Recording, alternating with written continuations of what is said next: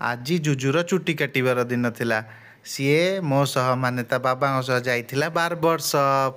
ବାର୍बर ସପ୍ ଯାଇ ପହଞ୍ଚି ଅଙ୍କଲଙ୍କୁ କହିଲା, ଅଙ୍କଲ ଅଙ୍କଲ ମୋ ଚୁଟି ଟିକେ ଆର୍ମି ଷ୍ଟାଇଲରେ କାଟିଦେବେ।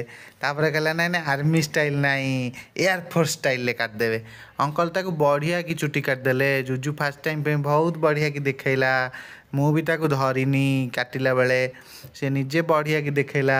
ସାଇବା ଗୀତ ବୋଲି ବୋଲି ଚୁଟି କାଟୁଥିଲା ଜୁଜୁ ସେଦିନ।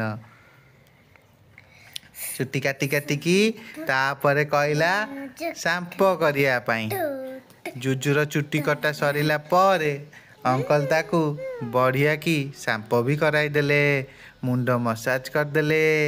ମସାଜ କଲା ବେଳକୁ ଜୁଜୁକୁ ଟିକେ କଷ୍ଟ ହେଲା, ଆଣ୍ଠେଇ କରିବାକୁ ପଡ଼ିଲା। ଛୋଟ ପିଲାଟା ନା, ତାକୁ ବେସିନରେ ଜାଗା ହେଉନି, ତା ମୁଣ୍ଡକୁ ବାଟ ପାଉନି ତା ମୁଣ୍ଡ।